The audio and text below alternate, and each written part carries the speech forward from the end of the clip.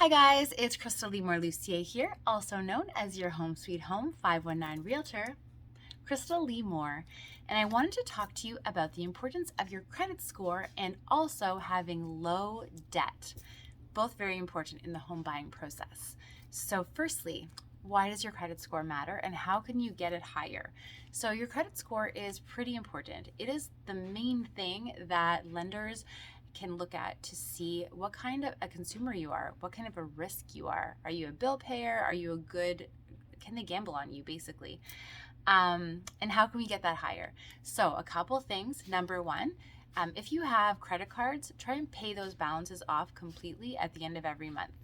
If you can't pay them off completely, then just make sure you're paying higher than the minimum balance.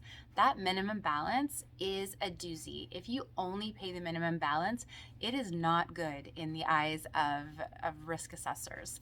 So even if you pay, I think one of my lenders told me just a few cents more than the minimum, it makes you a better credit risk. Obviously, try to pay the most that you can, but if you can't pay off that whole amount, then try your very best to pay more than the minimum. And also just remember, keep your eye on the prize. Try to only use cards that you know you can pay off, or try to use cash more. There's a lot of really great money saving tips if you look online as well.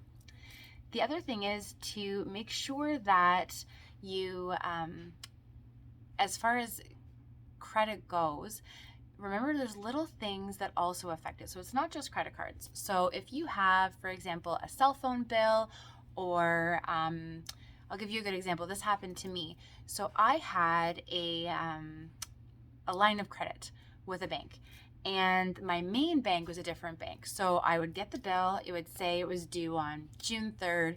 So on June 3rd, I would send the transfer thinking everything was great. But because it was another bank, my line of credit bank was getting my payment like 3 days late every single month. And they flagged my account and said that I was a late payer. So when I finally chatted with them about it, because I didn't know, they told me this is what had happened. And I went, oh my goodness, I didn't know. So I started paying that line of credit down 3 days early until I finally just got rid of it completely. But that's something important to know. You want to be an on-time payer, and it doesn't always matter when you pay it, it matters when they get it. And the other thing is any bill. It counts for any bill, whether it is a utility bill or is a cell phone bill. That credit report will say anytime that you have been 30 days late, 60 days late, 90 days late. And that really, it affects things when you're getting money, especially for a house, which is a big investment. The other thing, okay, so this is very important. And most people are told this, but some people aren't. And I've heard some pretty scary stories from my colleagues. When you are approved for a home, your credit is approved in pretend it's like a snapshot of your credit frozen in time. Don't change your credit. So things that you should never do in between the time that you buy a house and the house closes.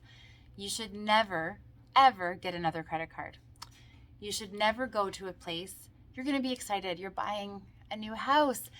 Look at that furniture, isn't that great? They have this great deal. Buy now, pay later, not a big deal because you're getting the house later. Even though you're not paying it, even though it's not due, it's still it goes onto your credit. So if you have really tight ratios and you've been approved for an amount and you do like a buy now, pay later, I've known of people whose clients were unable to close on their house because they bought like a bunch of furniture. That's horrible. Now they have nowhere to put their furniture. And the other one is any big leases. So don't lease a car. Don't celebrate by leasing a car. Don't celebrate by doing anything that would change your credit. So frozen in time until the keys are in your hand, and then go nuts. Do what you need to do. If you need to get a fridge, if you need to get a couch and you've budgeted for that, go for it. But after the keys are in your hand, keep your credit the way it was.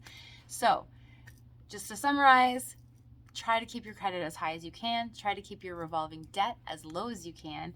And frozen in time with your credit from the time you buy a house until the house closes. So that's all for today. If you have any other questions, please reach out. Again, I'm Krystal Lee Moore, your Home Sweet Home 519 Realtor, and I hope you all have a great day.